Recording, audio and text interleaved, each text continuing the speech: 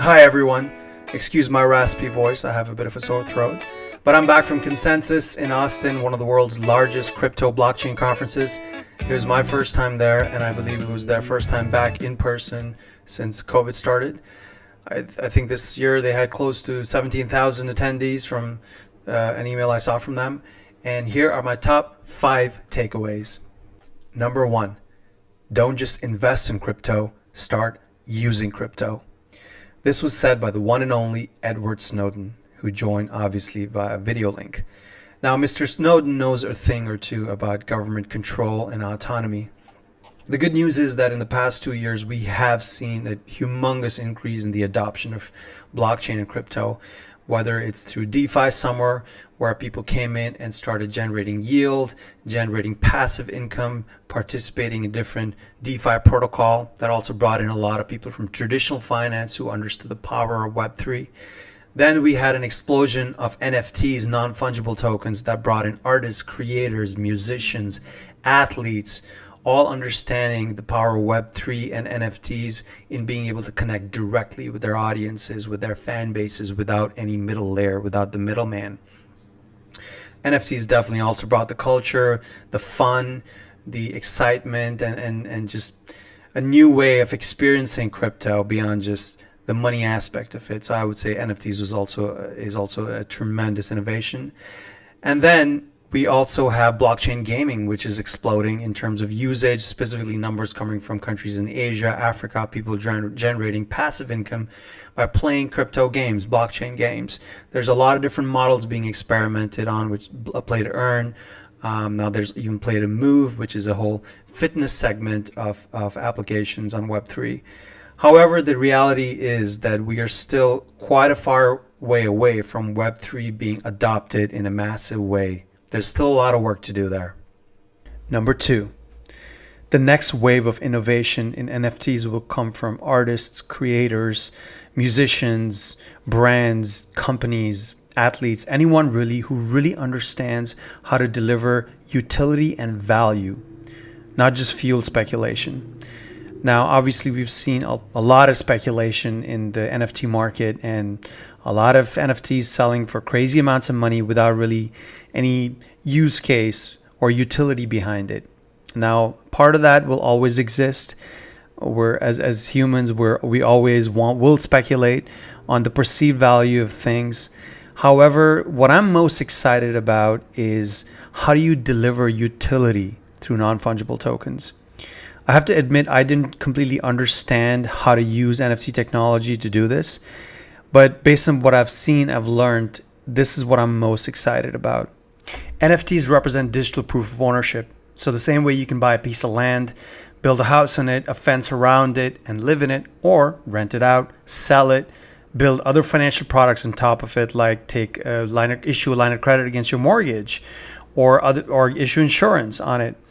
The same way NFTs can really be designed in any way to deliver value, whether an NFT is used as a pass for a conference, or whether Coachella issues their NFTs, which you will need to attend their festival.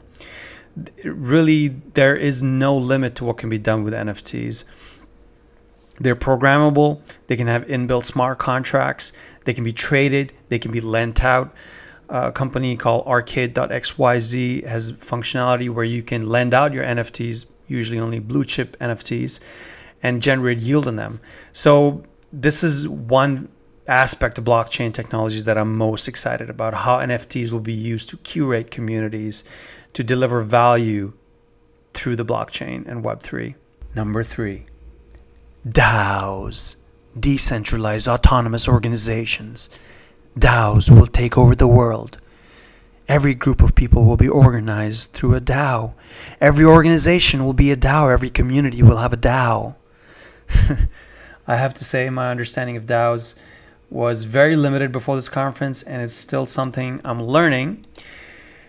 But it's quite fascinating. So DAOs, decentralized autonomous organizations, internet communities that emerge around a crypto project or unified financial goal that cannot be completed by just one person. The aim can be as simple as pooling funds to buy an expensive piece of artwork. In other cases, it can operate more like a members-only club where you have to buy a specific NFT to gain access to an organization. So here are some examples of DAOs. Beats DAO, people collective focused on buying music-based NFTs. So it's people who make money from their love of music and NFTs. BitDAO, the world's largest treasury that's raised $2.5 billion, invested in a broad range of DeFi projects, and has big name investors like Peter Thiel, Alan Howard. Wow, $2.5 billion. So it's basically a group of people that's raised that amount of money. Constitution DAO. So this was one that had a lot of marketing. Not a lot of marketing. It got a lot of media attention because it was a group that attempted to buy a copy of the U.S. Constitution, which they failed to do. However, they did get a lot of media buzz, and kind of brought the concept of DAOs into mainstream culture. Decentraland DAO. So this is a DAO for folks who want to buy land in different metaverses, I suppose. So decentralized city planning committees in the metaverse. Why would you join this? Someone who has to decide if the virtual mall developers deserve a grant. Exactly. So we need some voting on that, which can be done through a DAO. Friends with Benefits DAO. Now, this is definitely one I want to join. It's not what you're thinking, though. It's a members-only social club for crypto. Why join it? FOMO. It looks like a members-only club with a token attached, but asking fundamentals questions about value accrual within social networks. Specifically, how does Web3 technology make platforms like Spotify or Facebook suck less? How it works: first buy some FWB tokens. They are your entry pass. The more you hold, the more stuff you can do. Then you kind of get an entry pass into their community. Lex DAO, MakerDAO, which is within DeFi. This has been around for a while. So DAOs are still in very nascent stages, but it's really a fascinating way to organize communities. I'm still learning quite a bit about DAOs. I'm very new to them, and I'm very fascinated with what can be achieved through them. But I'm also understanding maybe not everything fits the model for DAO, which is a group of people organized in a decentralized way with voting. And there's different voting structures as well. Some capital-intensive voting structures where people who hold more tokens have a higher vote, which is obviously not always the best model. There's something called factorial voting that I'm looking into as well. Something that I heard that was kind of funny was currently DAOs are kind of like a subreddit with a bank account that operates on emoji-based voting all through Discord. So obviously DAOs are still in very nascent stages, and we're going to see a lot of experimentation and innovation around DAOs, but it's something that has really caught my attention, and I'm going to be learning and exploring them quite a bit more. Number 4. We need to focus on building a seamless experience for people to use crypto and Web3. That is absolutely needed for mass adoption. Just the way people use the internet without understanding what TCP/IP protocol is. People need to be able to use wallets, send crypto back and forth, use crypto without really understanding or knowing which blockchain they're using or understanding the mechanics behind it. We need to move beyond the long 40-character addresses to something that resembles a Twitter handle to send crypto back and forth. There are companies out there like Elrond, one of my favorite layer 1 blockchains, that has an app called Myar, where they've replaced the addresses with the hero tag. Well, not replaced, the addresses operate in the backend, but the users see what they call hero tags, which are basically like Twitter handles. So we need to focus on ease of use. People should be able to use wallets. People should be able to play games, blockchain games, without knowing whether it's built on Polygon or Ethereum.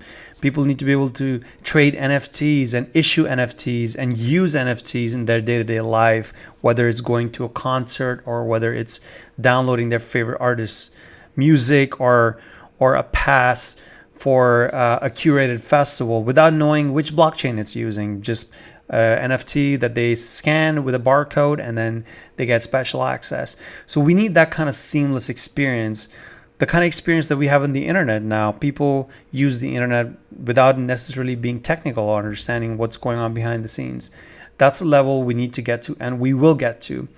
One of the most heartening things that I saw at the conference was some of the smartest people in the world who are focusing on building that seamless experience. The blockchain community is is far from being a community just dominated by developers now. We have a lot of artists in the community. We have a lot of business and marketing focused people. So that's really something that we need for mass adoption. And I have a lot of hope, and that's where a lot of opportunities exist. My fifth and final takeaway from this conference is more of an overall realization that the genie's out of the bottle and there's no going back. There is way too much momentum behind Web3. The smartest people in the world have now joined the Web3 movement, and they're building, which is very exciting.